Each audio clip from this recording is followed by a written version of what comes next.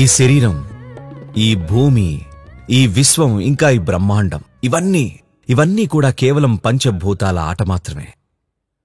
ఈ శరీర కూర్పు ఎలా ఉందంటే, మన దేహంలో 72% ఉన్నది నీరు, దాదాపుగా 12% భూమి, 6% గాలి, 4% అగ్ని, ఇంకా మిగిలినదంతా శూన్యం లేదా ఆకాశం. ఈ పంచభూతాలు మీలో ప్రవర్తించే విధానమే మిగతా అన్ని విషయాలను నిర్ణయిస్తుంది. భూత అంటే మూలకం, భూతశుద్ధి అంటే మూలకాల దోషాల నుండి విముక్తి పొందడం లేదా మూలకాలను శుద్ధి చేయడం, అంటే భౌతిక తత్వం నుండి విముక్తి పొందడం అన్నమాట. ప్రస్తుతం శారీరక ఇంకా మానసిక ప్రక్రియలు దాదాపుగా మనుషులందర్నీ వాటి గుప్పెట్లో పెట్టేసుకున్నాయి. మనం శరీరమని దేన్నైతే అంటున్నామో అది మనం పోగు చేసుకున్నదే. మానసిక ప్రక్రియ అని దేన్నైతే అంటున్నామో దాన్ని సారమంతా కూడా మనం ఎన్నో ముద్రల రూపంలో లోపలికి తీసుకున్నదే. ఈ రెండిటి మధ్యలో పడి అసలు మీరు ఎవరు, అస్తిత్వపరంగా మీ స్వభావం ఎటువంటిది అనేది పూర్తిగా కనుమరుగైపోతుంది. ఎవరైతే ప్రస్తుతం తమ అనుభూతిలో ఇంకా లేని పార్శ్వాలను అందుకోవాలని అనుకుంటారో వారు చేయవలసిన మొట్టమొదటి పని ఏంటంటే పంచభూతాలను శుద్ధి చేయడం మొదలుపెట్టాలి. అప్పుడు స్వచ్ఛంగా ఉన్న మూలకాల వల్ల మీకు ఏది భౌతికమైనది, ఏది మానసికమైనది, ఏది అస్తిత్వపరమైనది అన్న తేడా మీకు స్పష్టంగా తెలుస్తుంది.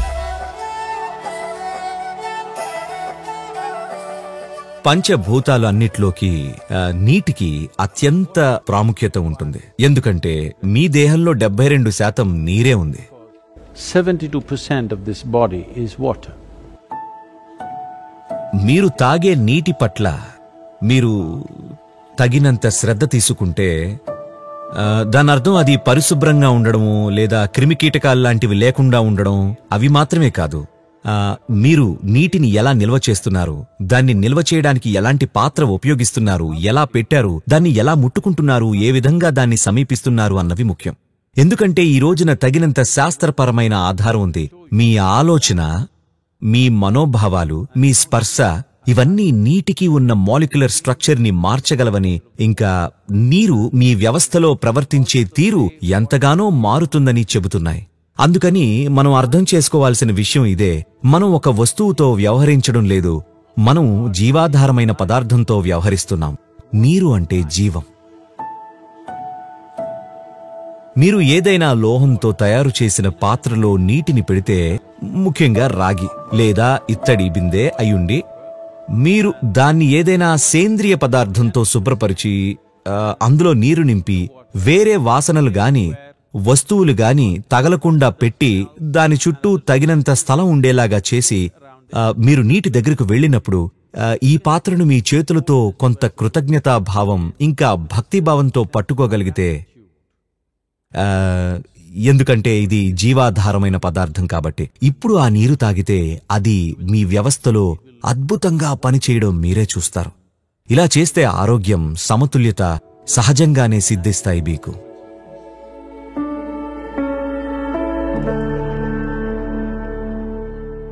కనీసం ప్రతిరోజు మీరు వెళ్ళి మీ తోటలో కూర్చోండి.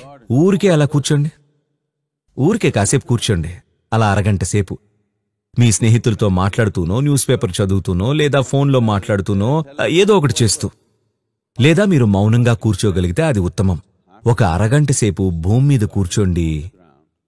మీ ఆరోగ్య పరిస్థితి చక్కబడడం మీరే చూస్తారు. నేను ఆరోగ్యం గురించి ఎందుకు మాట్లాడుతున్నానంటే అదైతే మీరు సులువుగా గుర్తించగలరు. మిగతా విషయాలు కూడా జరుగుతున్నాయి, కానీ మీరు వాటిని గుర్తించలేకపోవచ్చు. ఇంకా ఎన్నో ప్రక్రియలు జరుగుతున్నాయి. కుదిరినంతవరకు నేల మీద కూర్చుంటూ ఉండండి. మీలో ఎవరికైతే అంతగా స్థిరమైన శరీరం లేదో, అంటే చాలా త్వరగా అనారోగ్యం పాలయ్యేవాళ్ళు, ఇంకా అటువంటి సమస్యలు ఉండేవాళ్ళు ఎవరైనా, మీరు మంచం వదిలిపెట్టి నేల మీద పడుకోవడం అలవాటు చేసుకుంటే మీకు ఎంతో మేలు కలగడం మీరే చూస్తారు. అంత మాత్రం చాలు. మీరు ఒక 18 అంగుళాలు భూమికి దూరంగా ఉన్నారు. ఆ 18 అంగుళాలు దగ్గరగా వెళితే అది మీ వ్యవస్థను మళ్లీ వ్యవస్థీకరించడంలో చాలా సహాయపడుతుంది.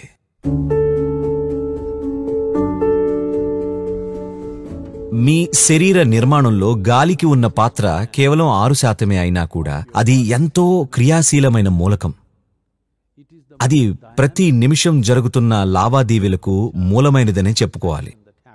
మీరు ఎలాంటి గాలిని పీలుస్తున్నారు అనేది ఖచ్చితంగా ఎంతో ముఖ్యమైన విషయమే. అది మనకు తెలిసిందే. కానీ ఎలా శ్వాస తీసుకుంటున్నారు, ఎంత ఎరుకుతో శ్వాసిస్తున్నారు అన్నది కూడా అంతే ముఖ్యం. ప్రత్యేకించి మీలో ఎవరైతే పెద్ద నగరాల్లో నివసిస్తున్నారో అలాంటి వాళ్ళు ఏదైనా పార్కులో, నదీ తీరాల్లో లేదా చెరువు గట్టు లేదా మీ దగ్గర ఏది ఉంటే అది ఏదో ఒక సహజమైన వాతావరణంలో నడవడం మంచిది. ప్రకృతికి దగ్గరగా ఉండి మీ శ్వాస క్రియాశీలం అయ్యేందుకు ఏదైనా చేయాలి. ఇది ఒక ఏరోబిక్ ఎక్సర్సైజ్ కోసం కాదు. గాలి లోపల బయట ఎప్పుడూ మారుతూనే ఉండడంతో మన దేహంలోని మేధస్సు ఈ విషయాన్ని పరిగణలోకి తీసుకుంటుంది. దానికి గాలి స్వచ్ఛంగా సజీవంగా ఉన్న అనుభూతి కలిగినప్పుడు శరీరం శ్వాసించే విధానం ఎంతో వేరుగా ఉంటుంది. అందుకని మీరు స్వచ్ఛమైన గాలిలో ఉన్నప్పుడు మీ శ్వాసను ఏదో ఒకటి చేయడం ద్వారా క్రియాశీల స్థితికి తీసుకురావడం ఎంతో ముఖ్యం. చాలా కష్టమైన పనులు ఏమీ చేయక్కర్లేదు. మీరు లోతుగా శ్వాస తీసుకోగలిగితే చాలు. మీరు సామాన్యంగా తీసుకునే గాలి కంటే కొద్దిగా లోతుగా మీ శ్వాస జరుగుతూ ఉన్నట్లయితే ఎంతో మంచిది. కానీ ప్రతిరోజు మీరు అలా బయటికి వెళ్లే అవకాశం లేదనుకోండి, మీరు ఇంట్లోనే ఉండి ఒక సరళమైన యోగ సాధన చేయవచ్చు. అదే నాడీ శుద్ధి. ఇది మీ శ్వాసను శుద్ధి చేస్తుంది.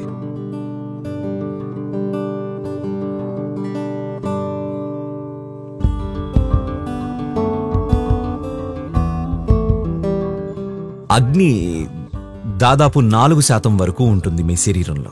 మీరు అగ్నిని ఉపయోగించుకోవాలనుకుంటే ఒక మంట వేసుకోవచ్చు.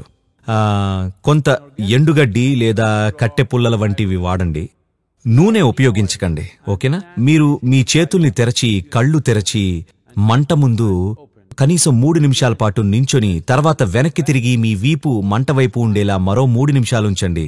ఇది మీ కాంతి మండలాన్ని శుద్ధి చేసి మీ వ్యవస్థలో కొత్త పునరుత్తేజం తెస్తుంది. ఇది మీలో ఉన్న అగ్నిని మీ చుట్టూరు ఉన్న అగ్నితో అనుసంధానం చేసి ప్రజ్వలింపచేయడానికి. తూర్పు దేశాల్లో అగ్ని కార్యాలు చేయడం వెనుక ఉన్న మూలం ఇదే. ఒకవేళ మీరు అలా మంటను వేసుకోలేకపోతే కనీసం ఒక దీపం, నెయ్యి లేదా నూనె దీపాన్ని వెలిగించవచ్చు. ముందు మీరు దీపం వైపు తిరిగి కూర్చోండి, ఆ తర్వాత వెనక్కి తిరిగి కూర్చోండి. అప్పుడు మీలోని అగ్ని మూలకం తిరిగి ప్రజ్వలితం అవుతుంది.